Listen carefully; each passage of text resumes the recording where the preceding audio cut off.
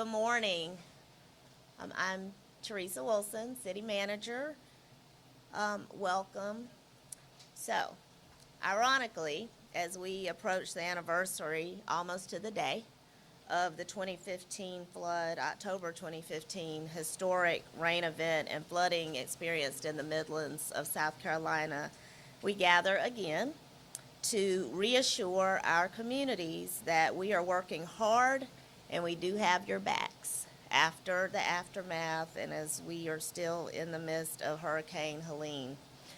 Certainly, we want to give a little perspective first, that we uplift those who have experienced loss and damages as a result of this storm right here in our region, but certainly across all of the Southeast.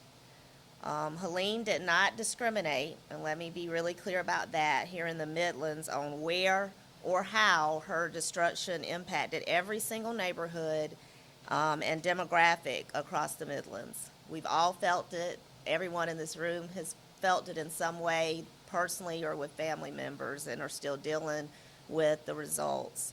It was evident in 2015, though, and it is evident today that partnership and collaboration work.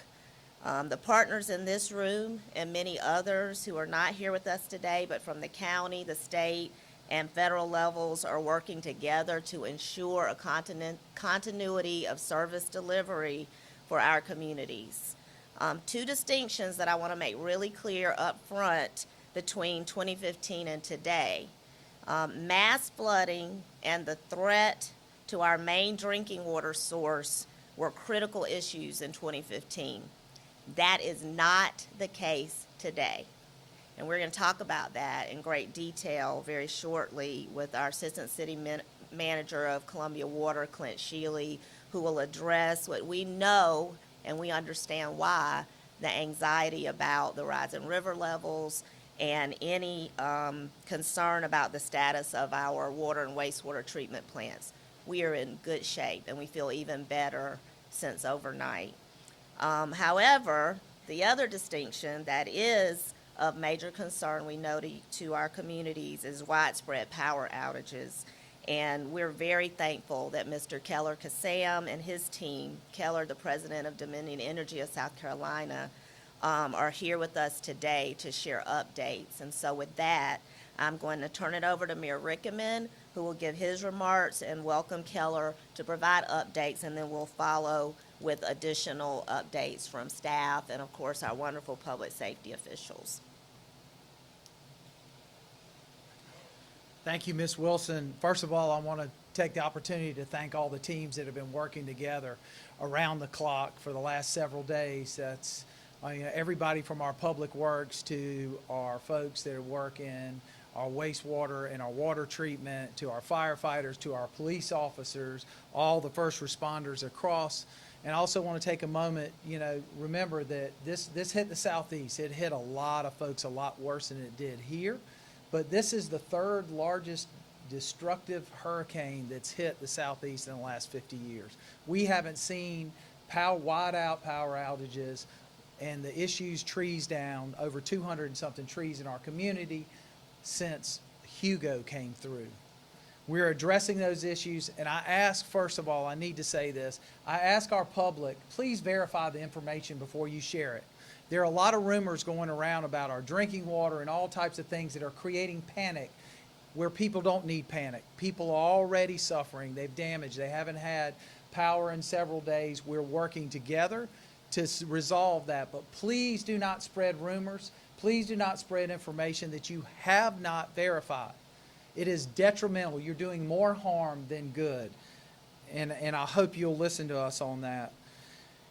We have so many crews out there right now working. You see people all over. And I want to remind people, just because you don't see somebody outside your door or down your street, that doesn't mean that they aren't working across this city to bring back power, to make sure that everything's cleaned up, and that we get back to a normal operating procedure across the city. That means people back in schools. That means people back at work, people with power and food. We do have several places across the city that you'll hear more about that are open. If you need a shower, changing charging stations, a place to change clothes, or just to get out of the heat if you've got too much heat from being in your house. I know it's been very warm and humid over these last few days. But I also want to make sure that you know that we're working with everybody from our congressional district. I just got off the phone with Senator Scott, who is also helping. As former Mayor Steve Benjamin from the White House has reached out to make sure that we're getting the resources we need.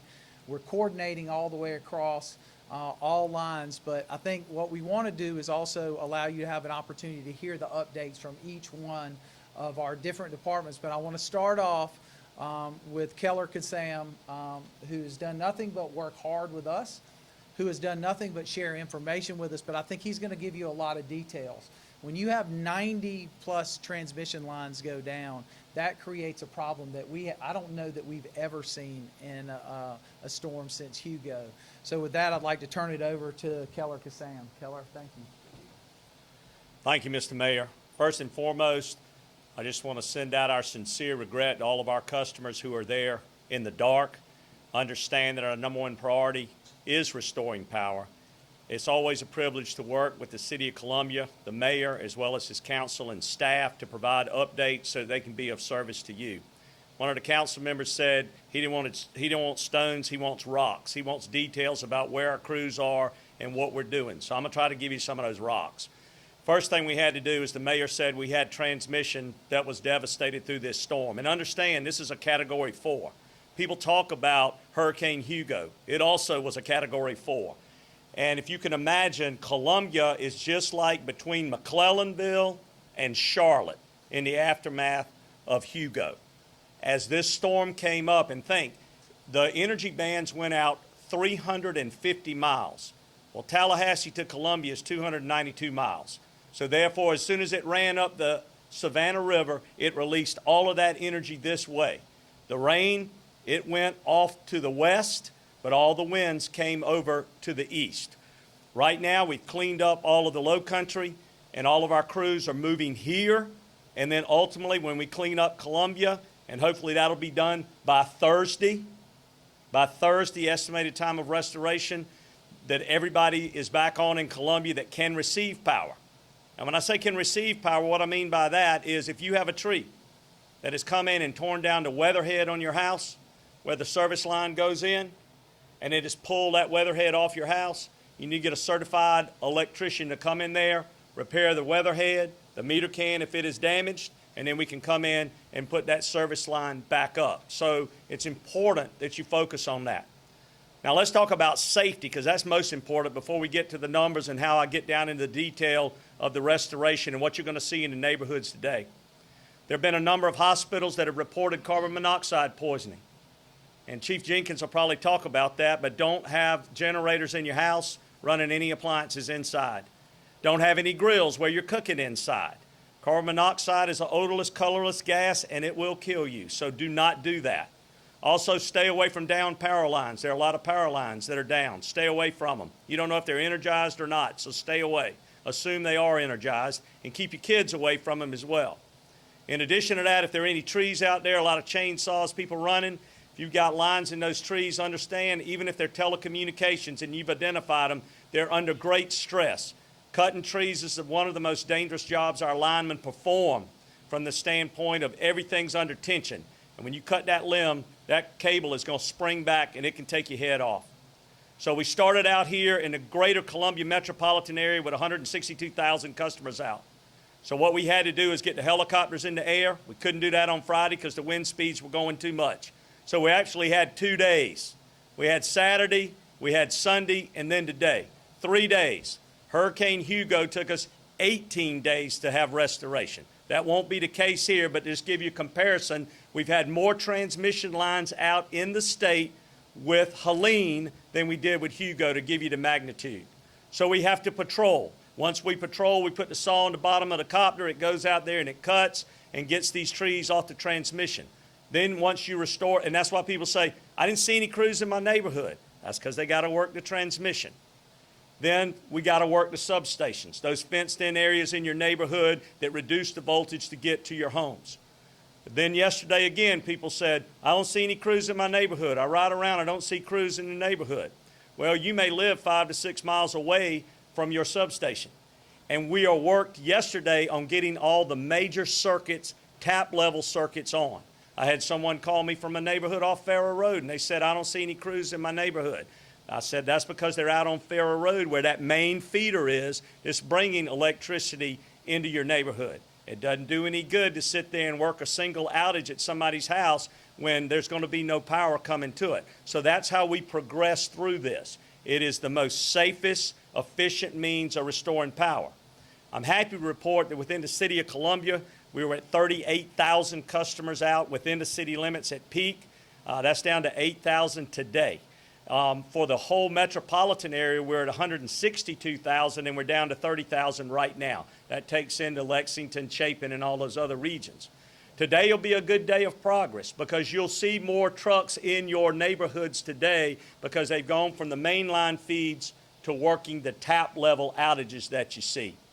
So I know when I give you those numbers, I'm not trying to show you the progress because what I'm focusing on is not the progress we made, but those 8,000 customers in the city of Columbia that are still in the dark, as are most of my linemen who are your neighbors and your friends whose families sit in the dark while they're out there busting it to get the power back on. So please understand we will not stop until we get the power back on, but I can tell you today we've moved from the stones down to the rocks, and that's the plan, and we will be in the neighborhoods. You'll see us. You'll see two-man bucket trucks instead of the big 55-foot material handlers because they'll be in there. I will tell you, the mayor touched on the tree damage. There are a lot of broken poles, a whole lot of broken poles. In addition to that, everybody says, well, undergrounding, let's underground all the lines. With all the uprooted trees, there's a lot of underground electric that's exposed and broken along the sidewalks that you'll see. We just want everybody to be safe. We ask for your patience.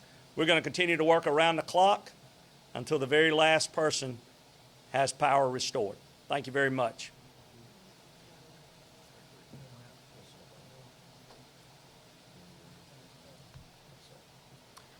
Good morning. My name is Clint Shealy. As Ms. Wilson said, I'm Assistant City Manager for Columbia Water. We've had a lot of concerns on social media and a lot of rumors swirling around that our water supply is threatened and that we're going to turn the water off or we're going to have to boil our water.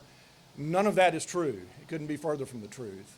I was just out on the canal looking at the river. The river levels are very, very high. They're approaching the levels that we saw in 2015, but this event is very different than what we saw in 2015, and we're in a very different place than we were in 2015 in terms of preparedness. So I want to alleviate concerns and tell you without a shadow of a doubt, our canal supply is stable and operating exactly as intended. We don't anticipate that changing. We are monitoring that very closely. We've been monitoring it for days, and we'll do that until the river levels recede. But again, we are operating as designed and as intended and are not under a threat condition right now. So I want to alleviate those fears. Again, the river is very high. It is cresting even as we speak. We think we're seeing the peak elevations coming through the Columbia area for the Broad and the Congaree. And so we're managing that. There are no evacuations. There's been a rumor that we're evacuating either our Lake Murray water plant or Canal water plant or our Metro wastewater treatment plant. Couldn't be further from the case. Our men and women are working there right now as they have been around the clock, as they do 365 days a year, 24/7. So we're there, we're operating, no evacuations happening. No need to boil your water. We have 0 customers under a boil water advisory right now. We'll typically issue boil water advisories if there was a treatment plant upset. We're seeing really high turbidities in the source water from the Broad River, but we're handling that. We have the equipment necessary and the treating compounds necessary to address that. And so the water quality leaving the treatment plant is excellent. No concern there in terms of customers needing to boil the water. And we don't, when I left the office just a few minutes ago, we didn't have any line breaks that would cause localized boil water advisories to be in effect. So we're doing really, really well there. This situation is, again, very different than 2015, although the river level is approaching what we saw in 2015. We had flow coming overland from the city, from the heavy rains, flowing directly into the canal. We didn't have the control over the head gates that we have.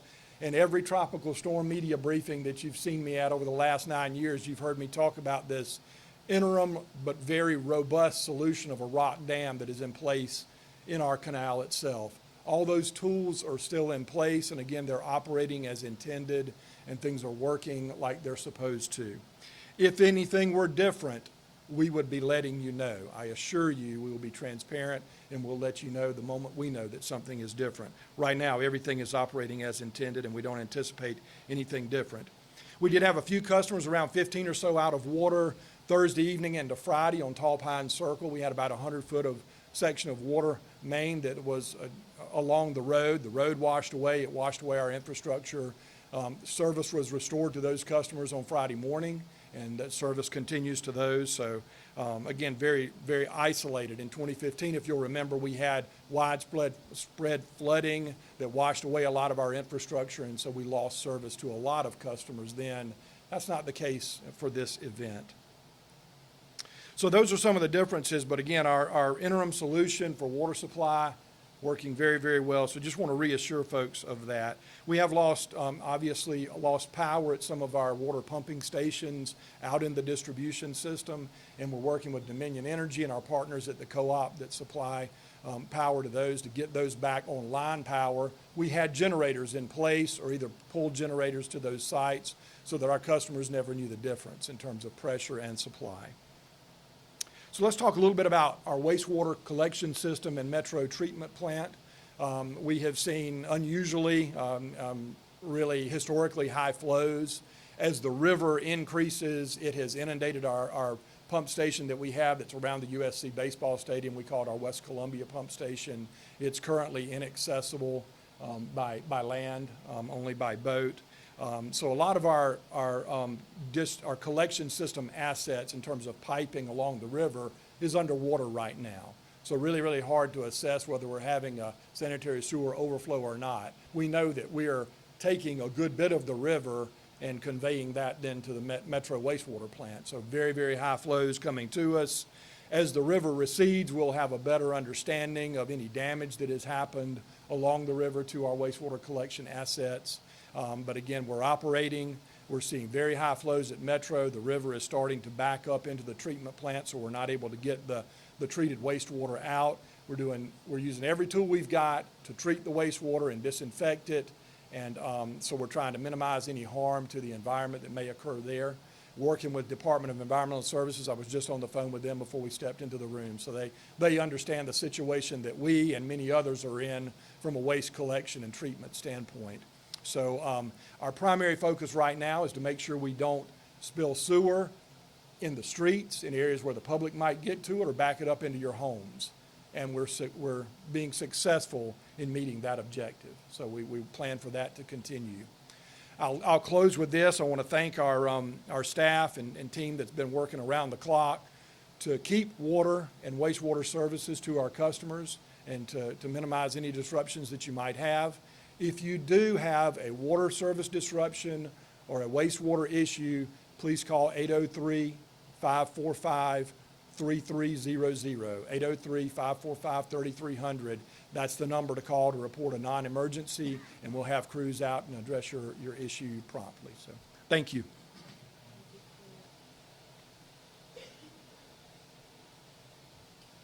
Good morning. My name is Robert Anderson. I'm the Public Works Director for the City of Columbia. And I want to begin by thanking and stating how proud I am of our Public Works crews that have went out for the last 3 or 4 days as they try to reopen the roads and deal with some of the localized flooding. Our response continues, and it will include the cleanup process of our city to make it safe once again for everybody. So I'm going to give just a quick overview of what we've done so far and what we're kind of dealing with today. Our Forestry and Beautification Division's had a little over 200 calls for service with trees, limbs. So 21 of those currently have lines entangled on them. We know Dominion's working on them. As they clear them, we will return to clear the streets and make sure they're passable. Our crews continue to work today. We've got 5 that do not have power lines in them. 2 or 3 of them have been cleared since I've been here since about 10:30. And 20 roads are impassable right now due to the trees that are down in the roads. As they clear them, as they clear the lines, and some of these are not with lines in them, we will clear the roads. Our solid waste division started today by beginning to clean up our city. So it will take several weeks to clean this up. We will be working 6 days a week with those crews. What we do is ask for patience. You know, our roads are going to become narrow when people cut the debris and get it out there or clean up their yards. So, you know, try to respect your motorists if the road becomes one lane of passing and stopping and letting somebody else go. We do have containers at 4 different locations. They are at Hyatt Park, Rosewood Park, Heathwood Park, and Woodlands Park. They're roll-off containers, and we've placed them there to allow people that don't want to wait for the trash guy to come by on their day, that they can take their yard debris that they rake up out of their yard and place it in those containers. Then we'll take those containers and dump them and bring them back to the site for the next few weeks. Once again, for the solid waste crews, we ask for patience. This will take a while to get to. So our street division really got busy Thursday with our localized flooding of streets. We put out a lot of barricades, but all of those closures that we had Thursday through early Friday have been rescinded on city streets. They're all open and ready to go. But with our flooding in the Broad River, we have been forced to close Lost Creek Drive. So Lost Creek Drive is closed at the Chestnut Hills subdivision, which is down off of Broad River Road. So we ask anybody that's trying to cut through Lost Creek at Broad River and Harbison, or Broad River and Lost Creek, or Hollingshed and Lost Creek, to take alternate direction. As the water recedes, I think Clint touched on it, that we are starting possibly, you know, with the water starting to recede. As the water recedes, with the flow that's been through our culvert there, we are going to want to re-inspect the culvert to make sure it's safe for passage before we reopen the road. So just because the water goes down doesn't mean we're going to reopen the road. We're going to need a couple days for an engineering firm to get in and look at structurally to make sure the bridge is safe for travel, and then we'll clean the road up also. So the street division will continue to assist forestry and our solid waste division in cleanup.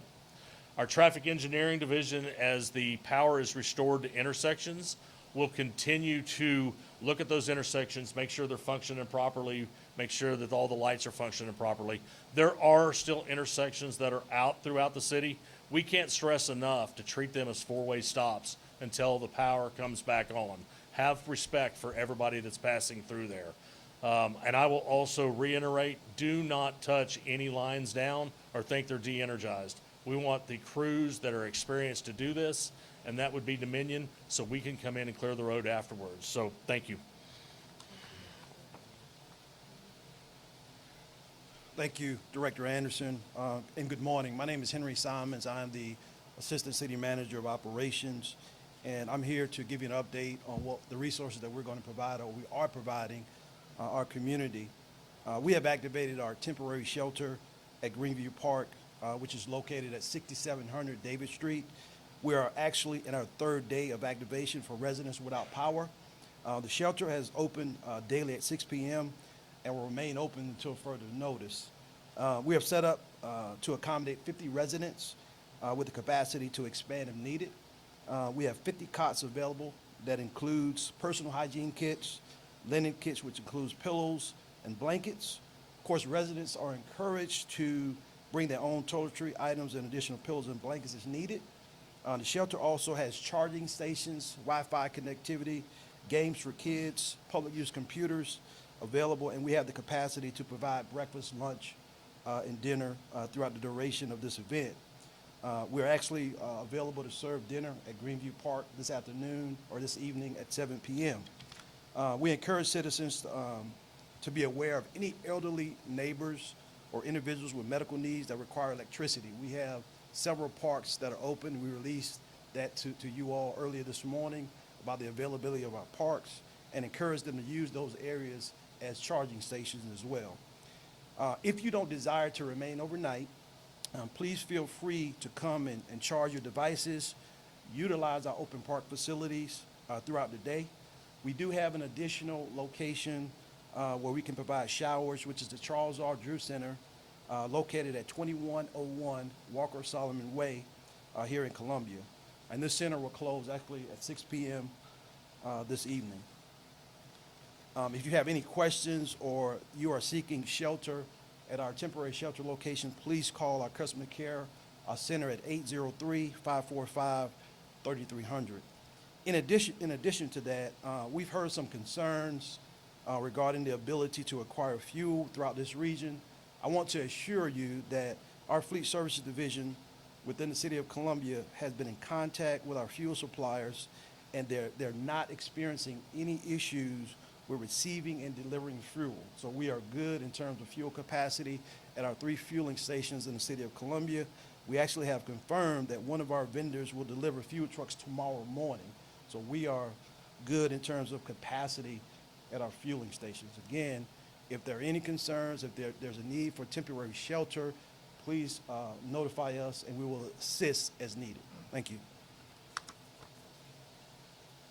At this time, we want to hear from our public safety officials. It's so critical, we know, to reassure the public during times when individuals may be displaced from their homes, that we are keeping this city and this county safe and secure. So I'd ask that Chief Jenkins come up to speak first, but that all three of, I call them the three musketeers, that Chief Holbrook and Chief Jenkins and Sheriff Locke come up together, and all of them will give you comments from their perspectives.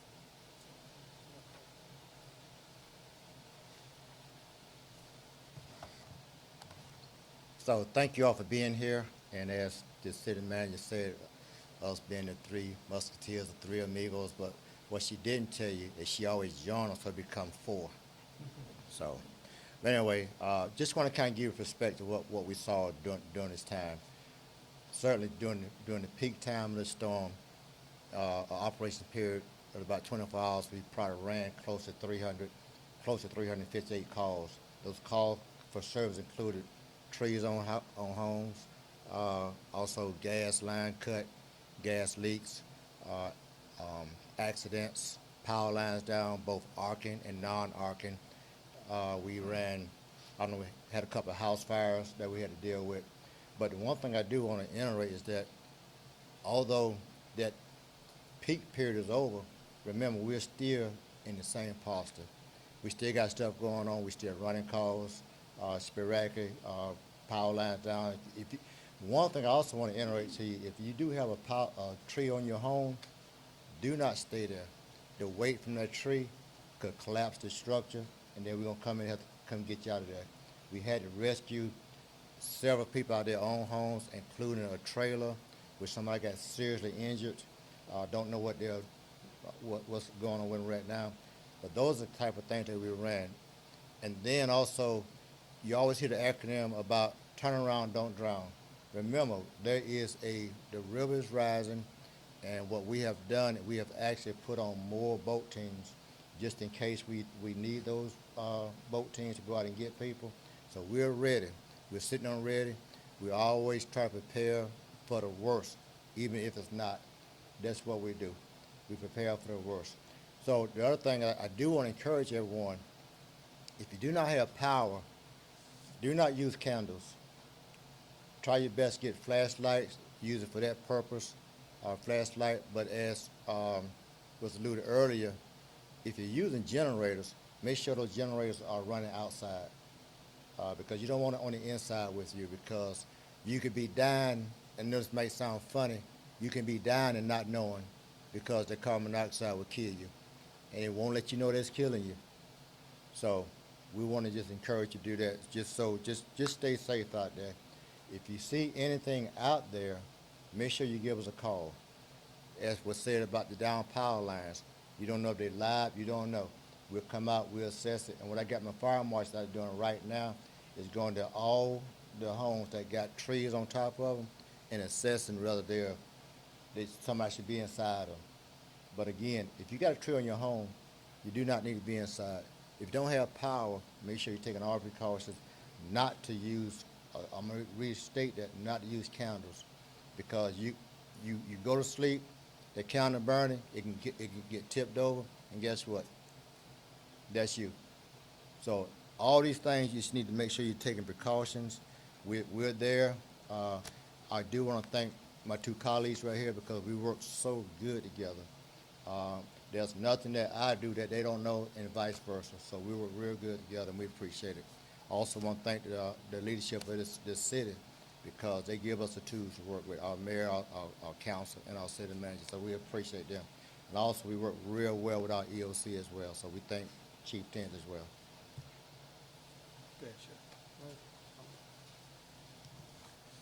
I know my place. That's one of the first times he would acquiesce to me going first. Good morning. Before I give some remarks, I do want to comment that it's incredible the difference between 2015 to today.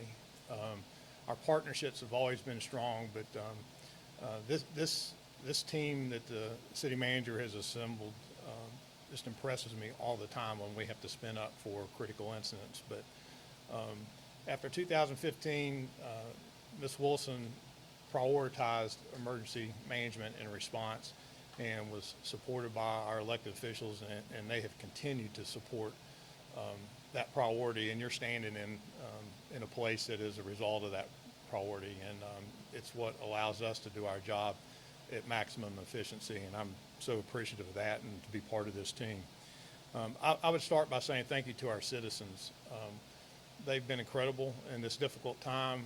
We've seen just dozens and dozens of acts of citizens helping citizens, and that is always inspiring.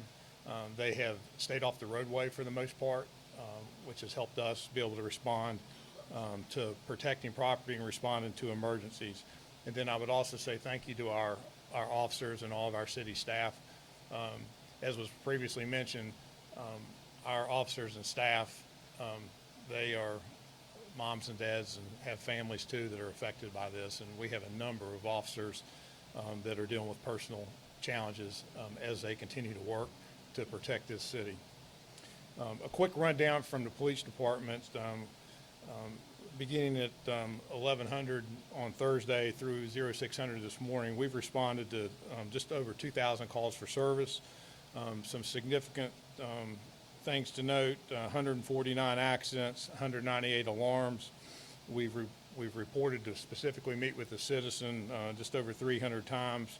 We've had 74 roadways that we've had to assist with that were blocked, and we've had 21 traffic control points that we have manned. We've had just a small number of what we consider to be significant incidents attributed to the storm. We've had 4 break-ins. That's extremely low, and again, I think it's people staying off the roads, allowing us to be proactive. We've had success with our saturation patrols to guard our neighborhoods. We made arrests in each of those break-ins, and one of them included two locations where businesses were damaged and people went into businesses. One was after a fire, and we made apprehensions in those. And again, that's a testament to the work that the police officers are doing, being vigilant and patrolling. Our entertainment districts, believe it or not, were alive and well during this emergency, and they both had, in the Vista and in 5 Points, we had no issues, and we had moderate crowds. We continue to work with our partners to have saturation patrols in our affected areas. We do have some intersections we're continuing to man, and just know that in your neighborhoods where there is power outages after dark, there is a police presence, and you'll see that between the city, the county. We had state assets that assisted us Saturday night, and again, for the purposes just of reassuring the public that we're there. And just like Ms. Wilson said, we got your back. Thank you. We talk about the three of us having partnerships. Yesterday was evident on how quickly we were able to make a decision to close the public access to the river. Chief Jenkins called me. We both agreed that something needed to be done. It was done very quickly. In 2015, we worked very closely together, and we continue to do that, and you will see that. As far as the Sheriff's Department, our call volume has been very low when it comes to crimes. We've answered a lot of calls for people that needed help. We had deputies, a chainsaw crew that went out and cut trees and cleared some of the roads, which is, people say, well, why are you doing that? That's something that we can do. We have people trained in that.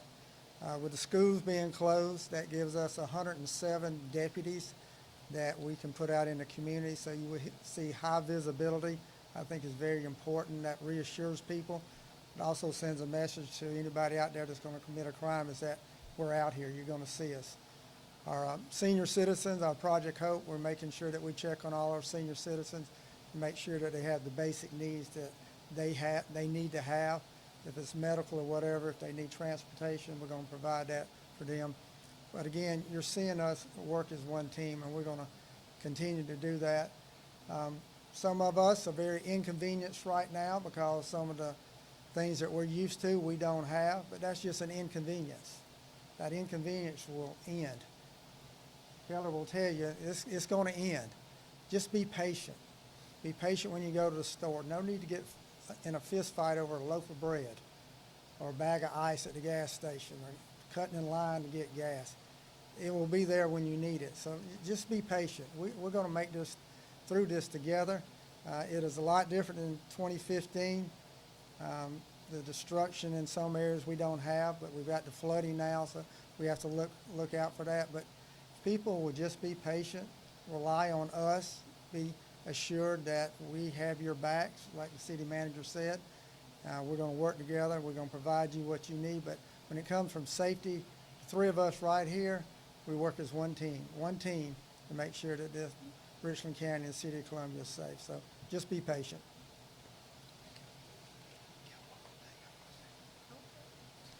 So, you know, every time when you talk, you kind of neglect to make mention of things. I do want to let you all know that our firefighters were super. I mean, they really rose up to the occasion. They worked all night with no sleep. A lot of them stayed on the next day to make sure that you all were safe. They put themselves in harm's way. Even one of our trucks, I know you heard about the firefighters that died when the tree fell on their truck. Well, we had a tree hit our truck as well, but by the grace of God, they okay. So I just want to give kudos to my firefighters, all of them, who I mean, they just work so well together. So I just want to make sure I mention that. Yeah, Chief Jenkins is right. It goes without saying all across this city and county, you know, public service is where it's at. Our first responders are working so hard.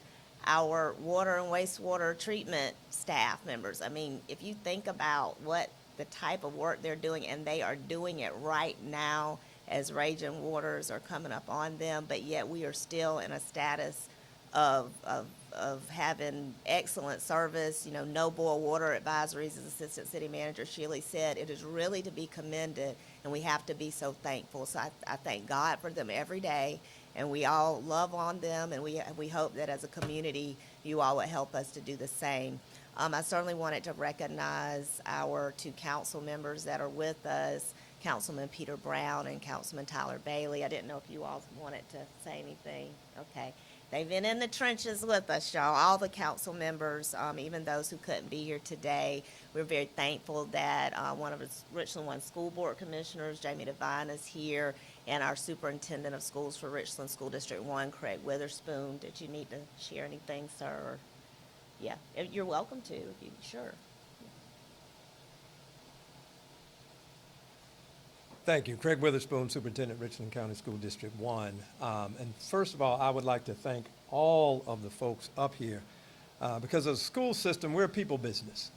We operate with a little over 4,000 individuals that are the families, that are the individuals that are impacted. So just as our emergency services individuals go out and about and check, we have staff that do the same thing.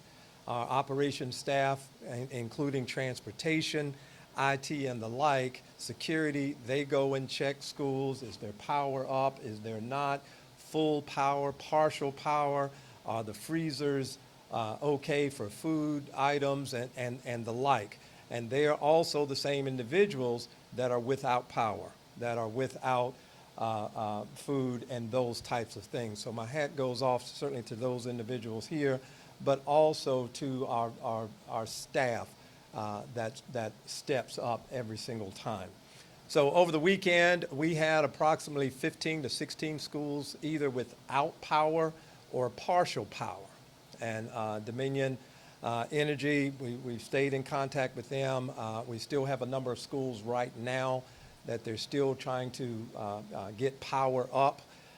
Some damage to some schools with trees falling, some awnings that have fallen, and folks are continuing to work. I certainly want to thank and recognize Sheriff Lott, Chief Holbrook, because again, we work together. So as we had to close school, not only because of power and the like, but we also assessed our staff, our transportation fleet, our custodians, everyone. And in going in, one of the main reasons for not having school today was the fact that almost 25 to 30% of our bus drivers could not get to work. And we triple route our buses. The same drivers drive for high school, elementary, and middle, and they could not get to work. So even in a perfect situation, we need certain amount of staff to be there to transport because the majority of our students ride buses. We assessed schools with staff as well, and a number of staff not only live in our Richland One footprint, but they live in footprints all over the Midlands. So as we assess staff and what would those staffing levels be today, the decision was made certainly yesterday that we could not safely have school with the supervision that was needed. Same goes for e-learning. We have that capability to operate remotely, but because of power outages and the like, we did look at e-learning again on Friday, but that was not an option for us today, and we will continue to work through that. All of the superintendents in the Midlands continues to talk and discuss, receive some text messages as we were here in terms of what their plans are moving forward. And we do the same in Richland 1 in communication with Richland 2, Richland X5, and all in the county. But we will continue to assess staffing and how those things will impact how we move forward. And we look forward to some announcements in that regard later this afternoon as well. And again, I just want to end by what I've started. I certainly appreciate all of these departments because we all depend on each other. The firefighters, first responders, they have students in our schools. And we all are in this together, and we continue to support the strong partnerships that we have, not only in times of emergency, but in just day-to-day operations as we work together. Thank you. Harry, our emergency management director, Harry Tinsley, he's the glue. So did you need to share anything? Thank you, Harry. Thank you to all of our city staff, back of the office functions that support everything that we're doing. I want to make sure Mayor Rickman can close us out, and then we'll do question and answer. Even since we're being here, a testament to our community. Sarah Fawcett with the United Way of the Midlands wanted us to get information out just quickly that they're working with the partner agencies as we speak to determine immediate needs. The Volunteer Center is gathering volunteer needs and opportunities, and we'll push that out to the community this afternoon. United Way and Central Carolina Community Foundation are collaborating on a Midlands Relief and Recovery Fund.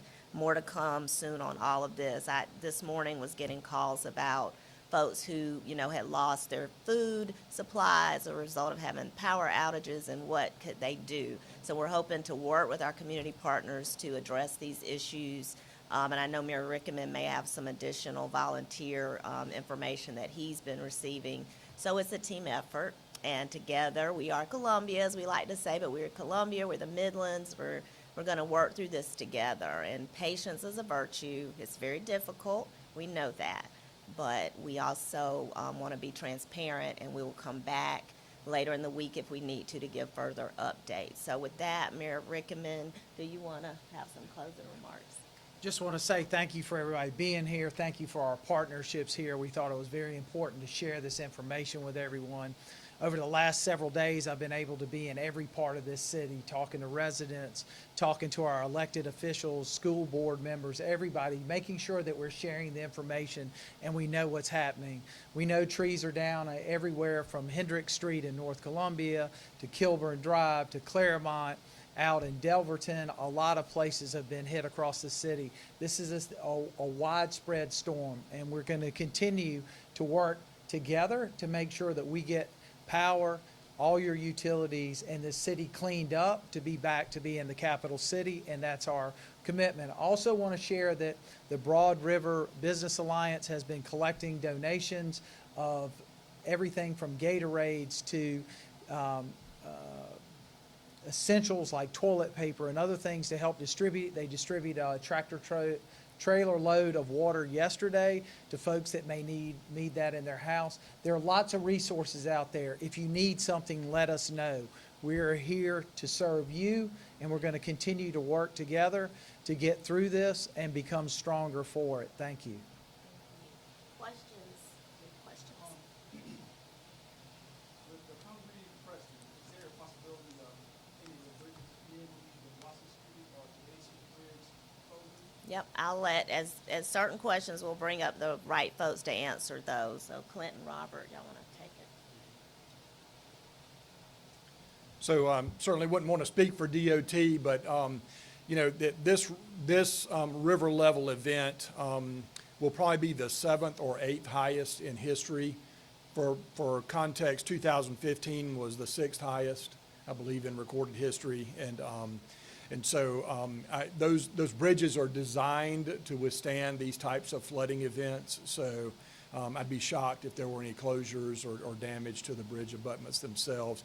Best directed to DOT, but certainly as a city, we don't have any plans to do that. We'll certainly be in contact with them. Thank you.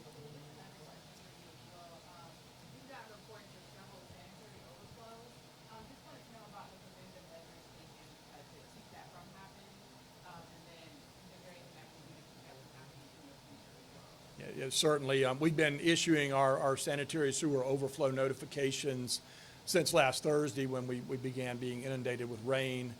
We did have a few isolated sanitary sewer overflows that were associated with power disruptions to some of our lift stations. We were able to pull in generators and get those back going and address those. We've had some collection system issues, debris, line blockages, those sorts of things that you might get whenever you have a high flow event. And then we've had those river issues that I spoke to. And again, hard to quantify any volume or impact right now because everything's underwater. So we're placing out the notifications that these things are occurring, and we'll follow up with additional information as we know more.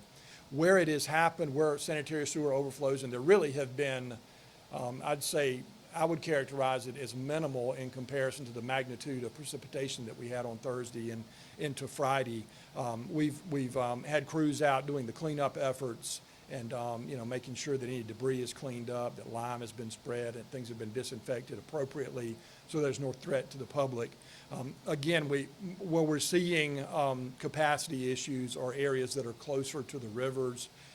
Gills Creek Basin had a few during Thursday and Friday's high flow event from that what looks like to be a 100-year rain event that happened in Gills Creek, and Gills Creek coming out of the banks as it did. So those have been addressed, and we're monitoring the system very closely and are taking action to address when we do have those. And as I mentioned earlier, we're doing everything possible to make sure we're collecting that wastewater and funneling it toward our treatment plant and making sure that we don't have overflows where the public could be exposed to sanitary sewer. We're seeing a lot of infiltration and inflow of river water into our collection system. Therefore, the flows are very, very high, and it's one of those type of events that, you know, really hard to design for. And I know you also touched on supplying to neighboring jurisdictions. Has the water supply all been under pressure since Helene? Absolutely, yeah. We've had the only service interruption that we've had that's of any significance was on Tall Pines, those 15 or so customers that I mentioned on Thursday evening into Friday with that section of road washing away. It took our piping infrastructure away. We were able to valve that off, run temporary service to those customers, so all those customers are back in water.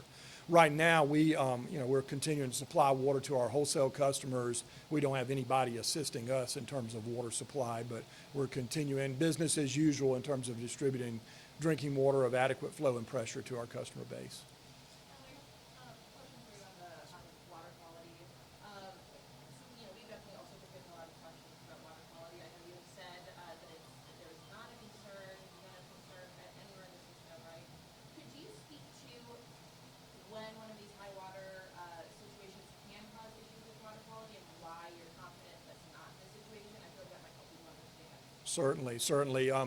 If you take a look at the Broad River right now, you see how muddy it is. And muddy water is more difficult to treat than cleaner water, obviously. Even at our Lake Murray treatment facility, the Lake Murray, the turbidity we call it is very high in comparison to normal. So that creates a treatment challenge. If you don't get the chemistry right on the front end, then your settling and filtration techniques don't work properly. Your disinfection doesn't work as properly as it should. We are nailing the chemistry. We're doing the jar test that we need to do every hour because the river quality is changing very rapidly. So our certified, well-trained operators are doing everything they need to do to stay ahead of the curve there and make sure that the drinking water that we're pumping out to our customers meets every federal and state regulatory limit. And with a lot of cushion to spare. We're not even close to regulatory thresholds. So we feel really good about where we are. We've learned from previous storms, and the folks are doing a great job there. Can you just elaborate on, so as the water level changes, you don't anticipate that affecting your ability to treat the water or your ability to deliver it? Not at all, not at all. We'll see the river levels recede. We'll see the clarity of the water improve over time. But again, we have the tools and techniques and resources there, as well as the trained staff to be able to treat that very turbid, muddy water, has a high organic content. It's unusual that we see these types of events, but we're ready for them and are handling them adequately. Thank you.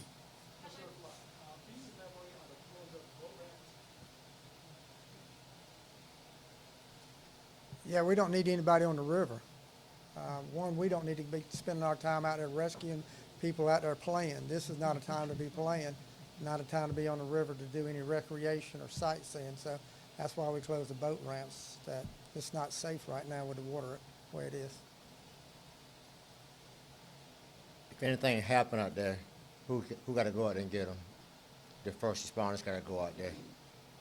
And as Director Tinsley can tell you, that water is nothing to play with. So that's why the decision was made to close those boat ramps. We don't want anybody out on the waters. For those families that may need to leave their residence for one reason or another, but they're afraid to leave because they have pets and animals, any recommendations of what steps they should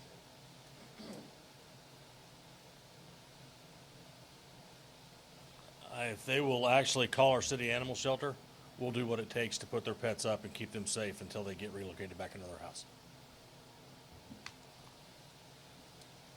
And I would just add, as ACM Simons mentioned, we have stood up the one temporary shelter. That is just a function of, city resources standing up a shelter at Greenview Park, which we have the capacity to do that.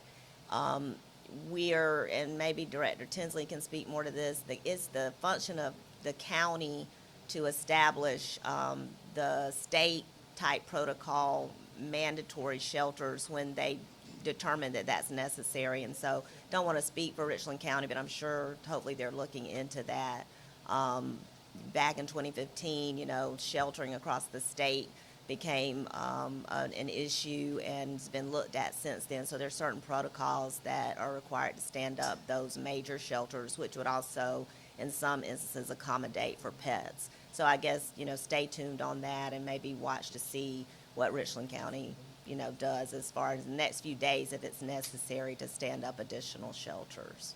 I wanted to add too, because of and we understand why the questions come, and I think Mayor Rickeman spoke to it earlier, and even since we're in here, we're continuing to get communications via social media or otherwise. One in particular that I continue to get, I just got a text from a friend who works at Congaree Wastewater Plant, which is not what it's called actually, And they just evacuated staff, and the expectations that the plant and the one on the Broad River 2 will be flooded today. So fill up your bathtubs. We may lose water, wastewater access for a while.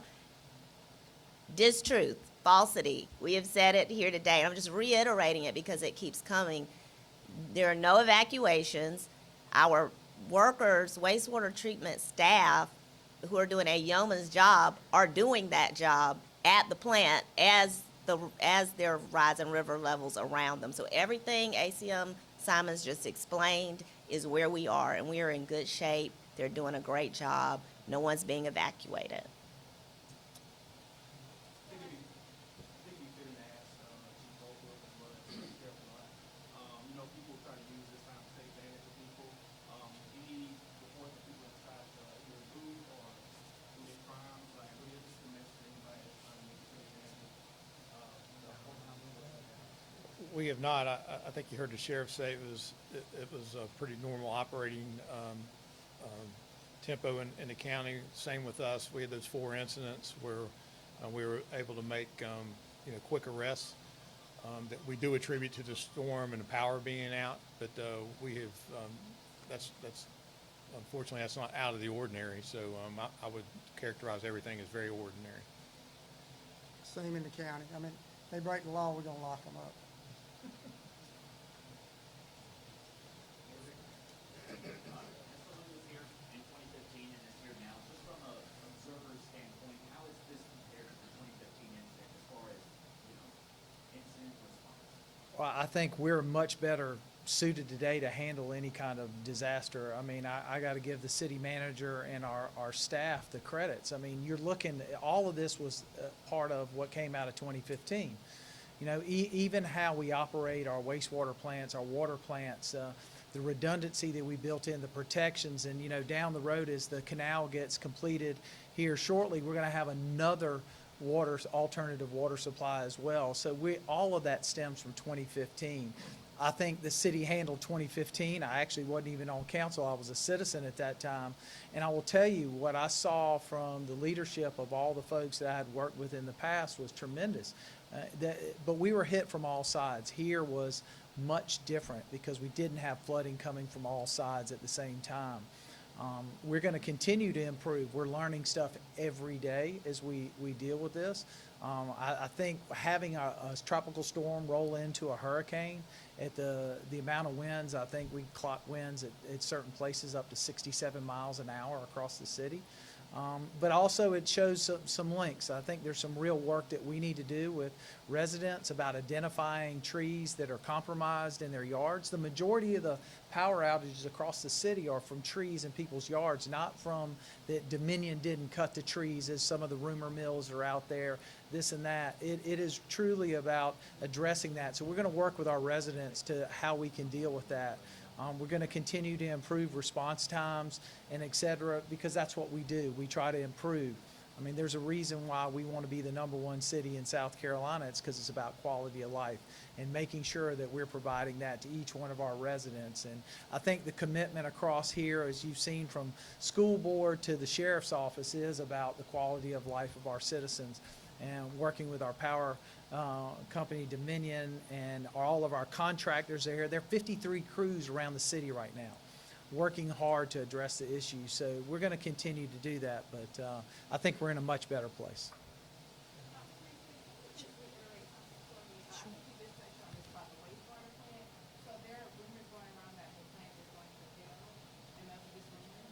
Absolutely false. But, I think we have laid it out as simply as we possibly can. We're happy to reiterate that all day long.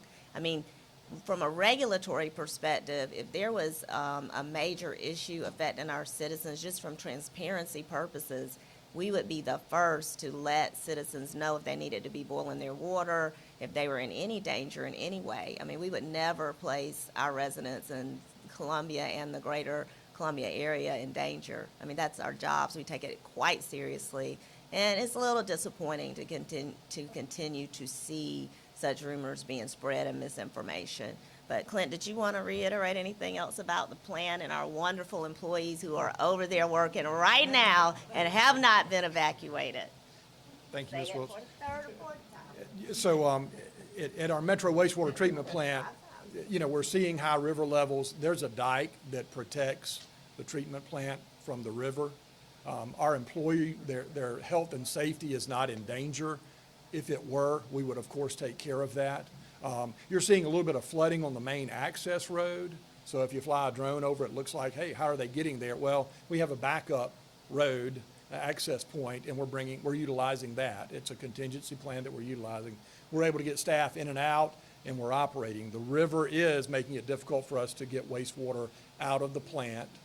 Its levels are equalizing, but we're there using every tool and treatment technique that we've got to continue treating the wastewater. So that is happening. No evacuations whatsoever. Particularly in rural areas, roads that people are actually, are you wanting people to call the county emergency number, or should we got For block road. Yeah, there's a tree that, I had a story last week that there was a tree that was like standing upright, so you couldn't see it coming around, so if you're passing by, you just want to make sure that word gets out. Sure. Yep. For those issues, we have been directing our citizens to call 803-545-3300 if they're within the city limits and it's an issue within the city limits.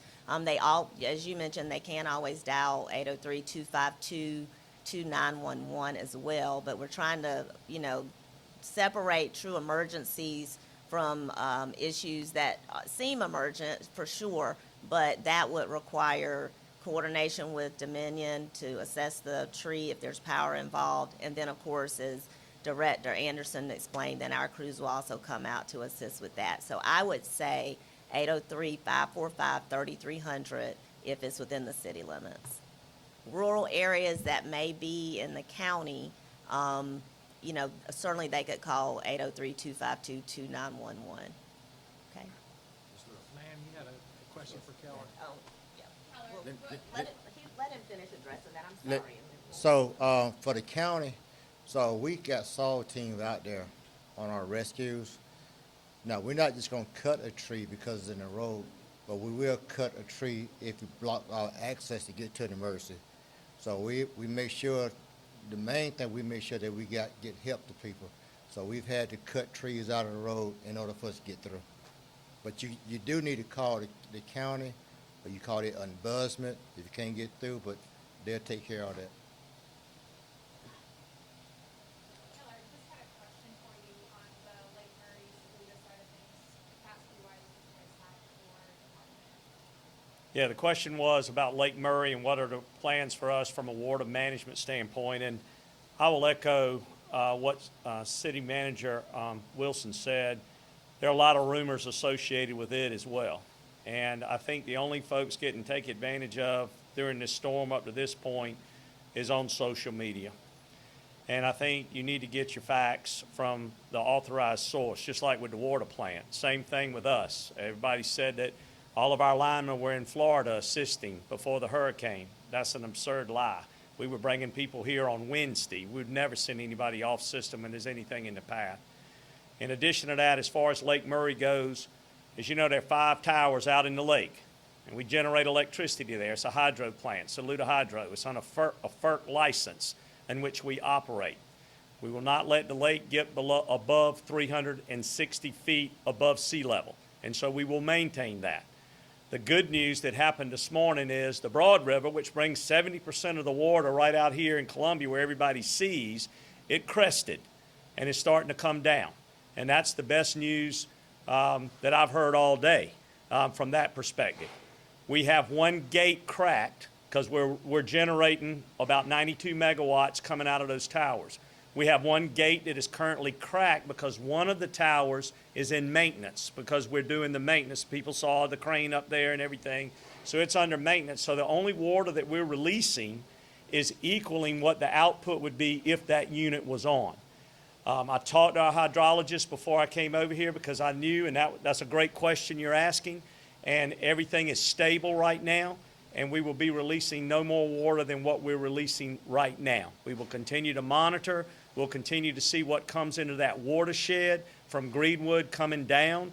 But Greenwood has reduced their spillage as far as what they're sending down because all that goes into Lake Murray. And understand this, we ought to be glad Lake Murray is up there. When this whole event started, I want to point out that Lake Murray was 356 feet above sea level. It's now at 359. So it's been a catch basin for all the water that has come. If it was not there, you'd see a heck of a lot more water that would have flowed downstream. So, great question. You know, we're focused on power, but we're also focused on that water and managing Lake Murray in that regard. And those are kind of the limitations we have on the 360.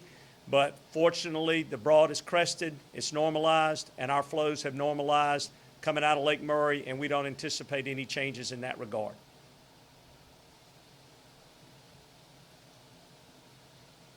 So what specifically did the city do differently than past flooding events like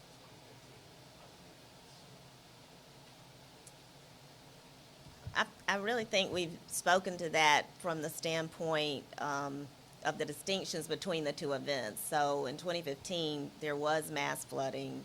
There was a real threat to our major water supply source with the canal. And what we've done differently is work from that point to this point to build contingencies and redundancy and work with our federal partners. My very first comment was that, ironically, we're coming up on the anniversary of that flood, almost to the day. And we were hoping, and we still hope to, by this Friday, to recognize that and talk in more detail than what we have time to do today about those changes that you mentioned. It's a great question because it's very important for the community to understand the sheer magnitude of resources. I mean, real, millions of dollars to get us back to where we need to be, and as the mayor mentioned, with an alternate water source as well. So we are in a much better place from that regard as far as, having built the build back, I would call it, and the use of partnerships with our federal delegation members who've worked very hard, a shout out to them, to keep this on the forefront. Congressman Clyburn and Graham, Senator Graham, and they have, and all the others have recognized the need for us to build back up our system even better, to serve our school districts, our, universities, flagship university, and of course, the trauma centers here in Columbia. So I would say for me, that's the answer from the standpoint of the previous flood to now, is having better infrastructure and resources in place. Keller. And I can tell you, just from somebody on the outside with the city of Columbia, back when that flood came through, we had less than 10,000 people that didn't have power. So that's Right. number one. This is a totally different storm. Yes. But I can tell you, from the city of Columbia perspective, it is a blessing for us to be, they are an extension into the community with what we try to do as a corporation to get the lights back on. Mayor Rickman was calling me, as this on Friday. I mean, he was calling me Thursday and Friday. How are you prepping? How are you set up? What can we do to help? Where your crew's going to be? We want to make sure, Chief Holbrook, make sure nobody comes in and steals copper and tools off of your trucks as far as people being in there. I mean, this entire Clint, Shealy, we have to work hand in hand with him. Hey, this is where we need electricity. I need electricity at my sewer plants. I need them at my water pump, the whole 9 yards. What are you going to be doing with Lake Murray? So since the last time all of this team was put in place, it actually makes our job much more efficient from that standpoint. So from somebody who's an outsider, this City of Columbia team is outstanding, and it is a privilege to work with them and blessed to serve the citizens of Columbia. Well, thank you for that, Keller. And you see all of us have our, our sleeves turned up and blue shirts on. I mean, we know that the anxiety is there because people have had these experiences. So we are okay with taking the questions. Definitely gonna always give you the facts, and so when you're hearing things that aren't factual, don't take it any kind of way, but we're gonna correct those things because it's very important, and that's why we use our media partners as well to help us push the right information. So transparency is key. As I said before, we'll be back up here, and I cannot thank Keller and Dominion Energy enough for standing with us today. With that, we'll close it out. Anything else? Thank you so much.